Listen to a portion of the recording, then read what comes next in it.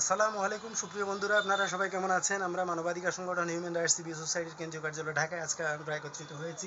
আমাদের মাঝে উপস্থিত আছেন কেন্দ্রীয় মানবাধিকার নেতা এবং সাংবাদিক শাহ আলম সাহেব, আছেন কেন্দ্রীয় মানবাধিকার নেতা এবং সাংবাদিক মোহাম্মদ লিটন ভাই। সবাই সেলিব্রিটি, আপনারা সবাই দেখেন ফেসবুকে সবসময় তারা লাইভ করছেন, পাশাপাশি অসহায় মানুষের পাশে দাঁড়াচ্ছেন, সবসময় দেখছেন। তো যারা কাজ করে তারা এগিয়ে থাকে। আজকে দেখেন আমাদের এই যে ক্যালেন্ডার, 2025 সালের ক্যালেন্ডারে তাদের দুজনেরই ছবি এসেছে। আলহামদুলিল্লাহ, আপনারা দেখেন যে আসলে কাজ করলে বলতে হয় না। আজকে তাদেরকে আমরা সারপ্রাইজে দিচ্ছি। লিটন সাহেব কি জানতেন আপনার ছবি ক্যালেন্ডারে গেছে? না স্যার। জানতেন না। শাহ আলম সাহেব কি জানতেন ক্যালেন্ডারে আপনার ছবি? তাহলে দেখেন, জানতেন না। সুতরাং কাজ করতে হবে। কারো হয়তো মন খারাপ করার দরকার নাই যে আমার ছবিটা গেল না কেন, কিন্তু আপনার ছবিও যাবে কি পর্যায়ক্রমে, ধারাবাহিকভাবে প্রত্যেকেরই যাবে। আমরা সারপ্রাইজ দিতে পছন্দ করি, আগাম ঘোষণা দেই না, কারণ আমরা যদি বাস্তবায়ন না করতে পারি। তো সুতরাং আমরা চাই যে আপনাদের ছবিগুলো ক্যালেন্ডারের মধ্যে যাক এবং আমাদের বিভিন্ন কি প্রচারণায় যাক। তো সুতরাং আপনারা কাজ করতে থাকেন, কেন্দ্রের সাথে যোগাযোগ রাখেন, ধৈর্য রাখেন, অধৈর্য হবেন না, কখনো মন খারাপ করবেন না। এবং ওনারা কখনোই মন খারাপ করে না। যেমন মাসের মধ্যে বেশ কয়েকবারই আসেন, কিন্তু আমাকে অনেক সময় পান না, অনেকেই পান না।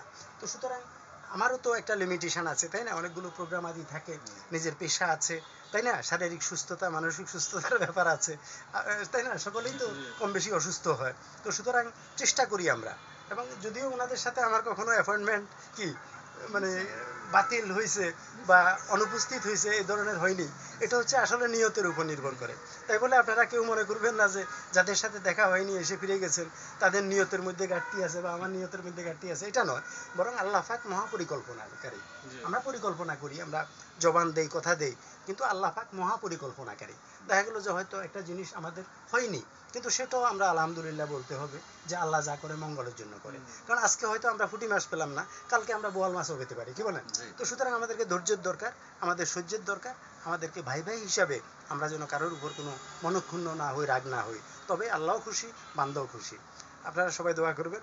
আপনাদের ছবি ক্যালেন্ডারে গিয়েছে, কেমন লাগছে আপনাদের? আলহামদুলিল্লাহ, অনেক ভালো লাগছে। আমাদের চ্যানেলের পক্ষ থেকে স্যারে এই গিফটটা দেওয়ার জন্য আমি বিশেষ অনেক আনন্দিত হয়েছি। কেন, আপনারা দেখছেন আমার স্যারে আমার কার্যক্রমের অনুসারী হিসাবে আমার অনেক অ্যাওয়ার্ড পাইছি আমি। আলহামদুলিল্লাহ, এটার জন্য শুকরিয়া আল্লাহর দরবারে। পাশাপাশি আমার স্যারের কৃতজ্ঞ জানাই। উনি মূল্যবান যে জিনিসগুলো আমার দিছে, আসলে এগুলো সব মানুষে পাওয়ার দেয়া গেছে যে উপযোগ্য কাজ অনুসারে পাইবার যোগ্য।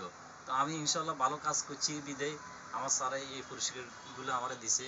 এটার জন্য আমি স্যারের অনেক ধন্যবাদ জানাই। আসসালামু আলাইকুম ওয়া রাহমাতুল্লাহি ওয়া বারাকাতুহু। চালন সাহেব, কেমন লাগছে? খুব ভালো লাগছে স্যার। যাক আলহামদুলিল্লাহ, আপনারা সবাই আমাদের জন্য দোয়া করবেন। আমাদের প্রিয় মানবাধিকার নেতৃবৃন্দ যারা রয়েছেন দেশে বিদেশে, সবাইকে আন্তরিক প্রীতি এবং শুভেচ্ছা জানাচ্ছি।